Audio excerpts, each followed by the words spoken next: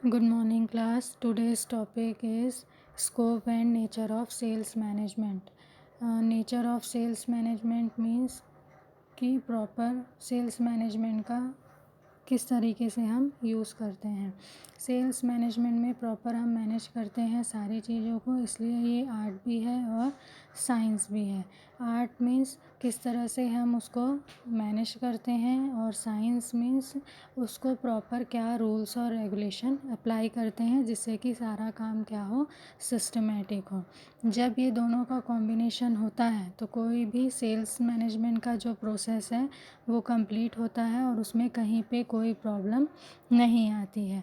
हम प्लानिंग करते हैं, उसके अकॉर्डिंग डायरेक्शन करते हैं, कंट्रोलिंग करते हैं, और इन सब को करने का जो हमारा आर्ट वर्क होता है उससे डिपेंड होता है कि आपका जो वर्क है उसका रिज़ल्ट क्या होगा।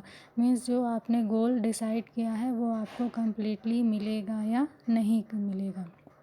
सेम अगर स्कोप पे आप फोकस करोगे तो इसका स्कोप हर एरिया में होता है। मीन्स ऑर्गेनाइजेशन का कोई भी हिस्सा ऐसा नहीं होता जहाँ पे आपको सेल्स मैनेजमेंट से रिलेट नहीं किया जाता। सेल्स मैनेजमेंट में सेल्स डिपार्टमेंट जो है वो मेन क्या रहता है, आपके प्रोडक्ट को दूसरे लोगों तक मीन्स कंज्यूमर तक पहुंचाने का काम करता है। कंज्यूमर जो बाहर का है, प्लस बीच में बहुत सारी चीज़ें आती हैं, सप्लायर होते हैं, मिडिल मैन होते हैं, इन सारी लोगों को कंट्रोल करना, मैनेज करना, प्लस लास्ट कंज्यूमर तक सारे सामान को पहुंचाना, प्लस उसके अकॉर्डिंग फीडबैक लेना कि उन्हें वो सामान पसंद आया या नहीं आया, और अगर वो चेंजेस चाहते हैं तो किस लेवल तक चेंजेस पॉसिबल हैं। तो इसके अकॉर्डिंग फिर प्लानिंग में सारी चेंजेस करना। अगर आपका मार्केट इंक्रीज़ हो रहा है तो उसका भी सारी नॉलेज आपको सेल्स डिपार्टमेंट से होती है। आप अगर प्रॉफिट मैक्सिमाइजेशन का कोई गोल रखते हैं तो उसके लिए जो भी मेन डिपार्टमेंट सपोर्ट करता है वो सेल्स डिपार्टमेंट है, क्योंकि जैसे ही आपका सेल्स इंक्रीज़ होगा आपका जो प्रॉफिट है वो भी क्या होगा, इंक्रीज़ होगा। तो ये सारी चीज़ें हैं जो प्रॉपर इसके नेचर और स्कोप को कवर करती हैं। मीन्स सेल्स मैनेजमेंट बहुत ज़रूरी है क्योंकि ये पूरे सेल्स डिपार्टमेंट को कंट्रोल करती है, और जो पहले से मेन डिपार्टमेंट के थ्रू प्लानिंग की गई है उसके अकॉर्डिंग सारा काम किया जाता है सेल्स डिपार्टमेंट के अकॉर्डिंग, तो बाकी के डिपार्टमेंट के काम भी सिस्टमेटिक वे पे चलते हैं। क्योंकि अगर जो टारगेट हमने डिसाइड किया है सेल्स का वो अगर हम कंप्लीट नहीं करते हैं तो बाकी के जो डिपार्टमेंट हैं उनका भी प्रोसेसिंग सिस्टम क्या होता है, चेंज हो जाता है। तो इसका नेगेटिव पॉजिटिव दोनों इफ़ेक्ट है, बस आप उसको किस तरह से अप्लाई करते हो उसके अकॉर्डिंग आपको इसका रिज़ल्ट मिलता है। अब सेकंड है main characteristic of sales management. Sales management के मेन क्या क्या कैरेक्टरिस्टिक है। फर्स्ट है it is one of the function of business. ये बिज़नेस का फंक्शन है। मेनली ये मार्केटिंग डिपार्टमेंट से रिलेटेड है। मीन्स मार्केटिंग डिपार्टमेंट का एक ब्रांच है। जिस तरह से परचेसिंग डिपार्टमेंट होता है, अकाउंटिंग होता है, रिक्रूटमेंट डिपार्टमेंट होता है, वैसे ही सेल्स डिपार्टमेंट भी होता है जो मार्केटिंग मैनेजमेंट के अंडर में काम करता है। मीन्स इसका जो भी रिपोर्टिंग सिस्टम होता है वो किसके के लिए होता है, मार्केटिंग डिपार्टमेंट के लिए होता है। फिर मार्केटिंग डिपार्टमेंट जो मेन दूसरा ग्रुप का मैनेजर होता है उसको वो जवाब देता है। सेकंड है it is responsible for major part of marketing management. ये मार्केटिंग मैनेजमेंट का एक पार्ट है, इसलिए ये टोटली जो है किसको सपोर्ट करता है, मार्केटिंग मैनेजमेंट को। मीन्स अगर कुछ गड़बड़ी हुई तो मेन जो रीज़न आता है वो सेल्स डिपार्टमेंट के ऊपर ही आता है, और अगर कुछ सही भी होता है तो उसका भी मेन जो फोकस है किस पे जाता है, सेल्स डिपार्टमेंट में जाता है। Means sales planning, sales organisation, sales direction, sales coordination, motivation, controlling, ये सारी चीज़ों का असर किस पे पड़ता है, मार्केटिंग मैनेजमेंट में। और मार्केटिंग मैनेजमेंट के जो चीज़ों का असर होता है वो बाकी के डिपार्टमेंट में पड़ता है। तो ये मेनली रिस्पॉन्सिबल होता है किसके लिए, मार्केटिंग मैनेजमेंट या मार्केटिंग डिपार्टमेंट के लिए। नेक्स्ट है it equally care for personal selling activity. ये किसको सपोर्ट करता है? पर्सनल सेलिंग एक्टिविटी को। मीन्स प्रॉपर डिस्ट्रीब्यूशन चैनल्स क्या हैं, एडवर्टाइजिंग क्या है, प्रमोशन स्केल क्या है, ये सारी चीज़ों पे भी फोकस करने का काम किस से रिलेटेड होता है? सेल्स मैनेजमेंट से रिलेटेड होता है। प्रॉपर प्राइसिंग क्या होगी, प्लस सप्लाई चेन क्या होगा, डिस्ट्रीब्यूशन चैनल क्या होगा, ये सारी चीज़ों का भी डिसीजन और प्रॉपर डायरेक्शन किसके थ्रू होता है? सेल्स डिपार्टमेंट या सेल्स मैनेजमेंट के प्लानिंग के थ्रू होता है। फिर नेक्स्ट है design to achieve special objectives. Objectives जो हमने पिछले चैप्टर में पढ़ा था, प्रॉपर उनके दो तरह के ऑब्जेक्टिव होते हैं। एक है फंडामेंटल, मीन्स सेल्स मैक्सिमाइजेशन करना, प्रॉफिट मैक्सिमाइजेशन करना। सेम वैसा ही कोलैटरल ऑब्जेक्टिव था, जिसमें हम क्या करते हैं? मार्केट का आइडेंटिफिकेशन करते हैं, फोरकास्टिंग करते हैं, गाइडिंग करते हैं, लीडिंग करते हैं कि प्रॉपर किसका क्या काम होगा।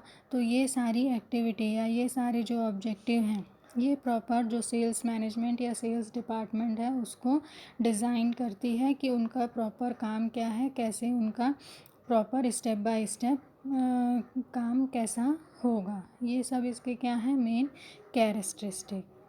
अब हम अगला पढ़ेंगे function of sales management. Sales management का फंक्शन कैसा होता है? सेम वैसे ही जैसे मैनेजमेंट में सारी चीज़ें होती हैं, वही सारी चीज़ें इसमें भी आती हैं। जैसे फर्स्ट आता है सेल्स प्लानिंग। प्लानिंग में हम डिसाइड करते हैं कि पर्टिकुलर हमारा काम कैसा होगा, किस तरह से करेंगे। जो मेन प्लानिंग करते हैं मैनेजमेंट के हाई लेवल के डिपार्टमेंट, वो सेल्स के लिए टारगेट डिसाइड करके देते हैं, प्रॉफिट मैक्सिमाइजेशन का टारगेट डिसाइड करते हैं। उसके अकॉर्डिंग सेल्स मैनेजर क्या करता है? आपस में जितने लोग हैं उनमें उन कामों को बांटने के अकॉर्डिंग पहले से ही प्लानिंग करता है, और फिर उस प्लानिंग के अकॉर्डिंग लोगों को उसमें इन्वॉल्व करता है कि पर्टिकुलर ये आपका काम है, पर्टिकुलर ये आपका काम है, ये आपका टारगेट है, ये आपका मार्केट है, और इसे आपको पर्टिकुलर इस टाइम तक क्या करना है? अचीव करना है। ये क्या हो गई? Sales planning. सेकंड है सेल्स ऑर्गेनाइजिंग। सेल्स ऑर्गेनाइजिंग बहुत ज़रूरी और मेन इम्पॉर्टेंट का फंक्शन है। क्यों मेन इम्पॉर्टेंट फंक्शन है? पर्टिकुलर पता होना चाहिए कि किसका क्या काम है। सेल्स डिपार्टमेंट में भी आपको अकाउंटेंट की ज़रूरत होगी, प्लस और भी अलग अलग तरह के जो सेल्स मैनेजर हैं उनकी ज़रूरत होगी, सेल्समैन की ज़रूरत होगी। तो उनको आप कैसे लाओगे, किस बेस पे उनको यानी जॉब दोगे, प्लस उनकी सैलरी क्या होगी, उनका का वर्क डिस्ट्रीब्यूशन कैसा होगा, ये सारी चीज़ें हम किस में एनालिसिस करते हैं? सेल्स ऑर्गेनाइजेशन में। तो ये भी इसका क्या होता है? मेन फंक्शन होता है कि पर्टिकुलर किसका काम क्या होगा, कौन किस ग्रुप में होगा, और किसकी क्या एजुकेशन है, उसके अकॉर्डिंग वो किस डिपार्टमेंट में जाएगा। ये सारी चीज़ों को हम किस में देखते हैं? सेल्स ऑर्गेनाइजेशन में। नेक्स्ट है सेल्स डायरेक्शन। पर्टिकुलर जब डिसाइड हो जाता है कि किसका काम क्या है, उस पोस्ट के लिए पर्टिकुलर पर्सन अपॉइंट हो जाता है, तब नेक्स्ट स्टेप होता है कि उनको प्रॉपर डायरेक्शन कैसे मिलेगा। मैनेजर है, मैनेजर का काम कैसा होगा, वो कैसे उनको कंट्रोल करेगा, कैसे उनको कंटिन्यू मोटिवेट करेगा, कैसे उनको लीड करेगा, छोटे छोटे ग्रुप में बांटेगा या पूरी तरह से एक साथ कंट्रोल करेगा, उनके वर्क को कैसे बांटेगा।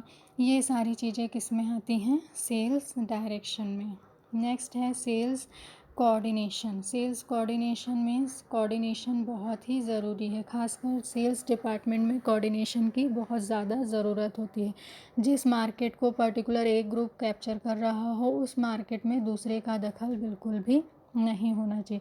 तो काम बांटते समय हमको ये ध्यान रखना पड़ता है कि किसका क्या काम है और वो किस तरह से उस काम को बांट रहे हैं, जिससे एक मार्केट जो कवर कर रहा है वहाँ पे दूसरा तीसरा भी ना पहुँचे। अगर ऐसा होता है तो आपकी इमेज क्या होती है? ख़राब होती है। तो पर्टिकुलर इस तरह से कोऑर्डिनेशन बनाना कि सबको सबके काम के बारे में पूरी नॉलेज हो और कहीं पे किसी तरह की कोई गलती ना हो, और प्रॉपर सब में आपस में क्या हो? कम्युनिकेशन भी हो, सबका काम डिवाइडेड हो और सबको पता हो कि पर्टिकुलर हमारा कौन सा एरिया है और उसी को हमें कवर करना है। नेक्स्ट है सेल्स मोटिवेशन।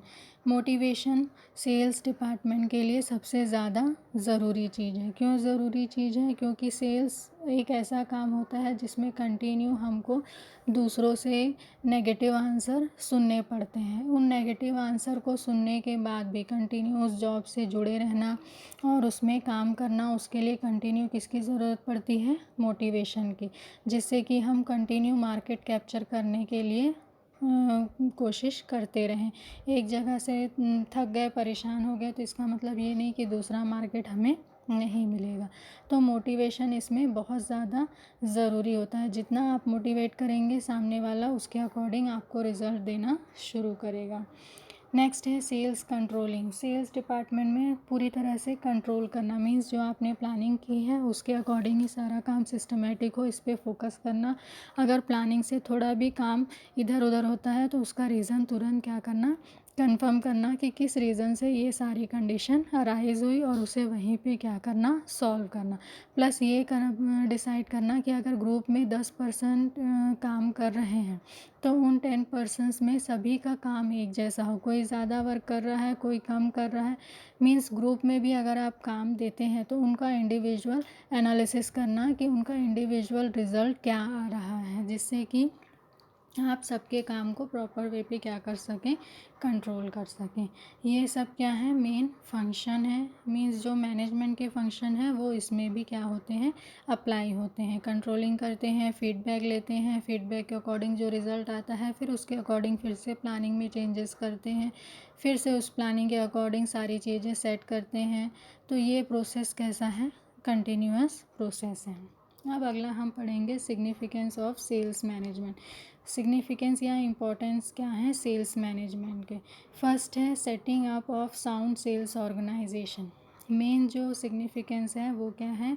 एक साउंड सेल्स ऑर्गेनाइजेशन क्या करना? क्रिएट करना। मीन सेल्स डिपार्टमेंट ऐसा होना चाहिए जिसमें सारी चीज़ें सिस्टमेटिक हो, प्रॉपर सेटअप हो, कहीं पे कोई गलत कम्युनिकेशन, गलत कोऑर्डिनेशन नहीं होना चाहिए।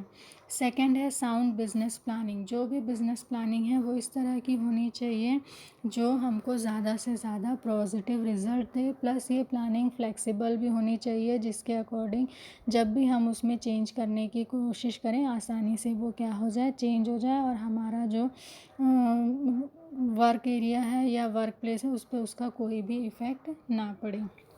नेक्स्ट है direction and control of sales force. Proper जो सेल्स फोर्स है आपकी उसको किस तरह से आप डायरेक्ट करेंगे, किस तरह से कंट्रोल करेंगे, ये भी मेन इम्पोर्टेंस है किसका? सेल्स मैनेजमेंट का। मीन्स अगर गाइडेंस सही नहीं होगी, डायरेक्शन सही नहीं होगा तो आपने जो गोल या जो टारगेट डिसाइड करके रखा है उसे आप अचीव नहीं कर पाएंगे। तो ज़रूरी है कि जिस तरह की आपने प्लानिंग की है उसके अकॉर्डिंग प्रॉपर उनको जो आपका ग्रुप है सेल्स का उसको प्रॉपर डायरेक्शन देते जाएं और जहाँ पे वो वैसा काम नहीं करते उनको वहाँ पे कंट्रोल करें, जिससे कि आप अपने रिज़ल्ट या टारगेट से इधर उधर ना हो। नेक्स्ट है एक्ट एज अ कोऑर्डिनेटर। ये कैसा काम करता है? अच्छे कोऑर्डिनेटर की तरह।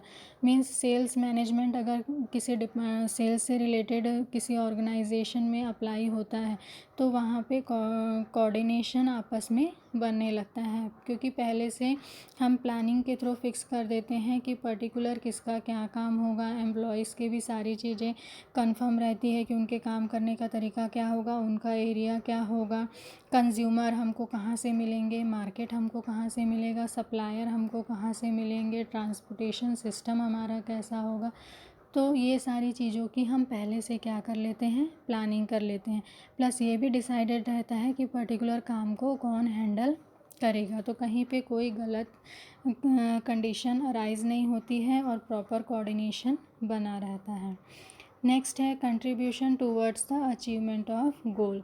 सेल्स डिप मैनेजमेंट बहुत ज़्यादा सपोर्ट करता है आपके गोल को अचीव करने के लिए, क्योंकि जो प्लानिंग शुरू में शुरू हुई थी वो प्रोसेसिंग के बाद भी कंटिन्यू जब आप सेल आउट करते हैं उस सामान को लास्ट कंज्यूमर तक पहुंचाने का काम, ये सारा प्रोसेस का काम कौन करता है? सेल्स डिपार्टमेंट करता है। तो जनरली किसी भी गोल को अचीव करने में मेन फोकस जो रहता है या जो मेन काम रहता है वो किसका रहता है, सेल्स डिपार्टमेंट का रहता है। Building and taking advantage of competitive advantages means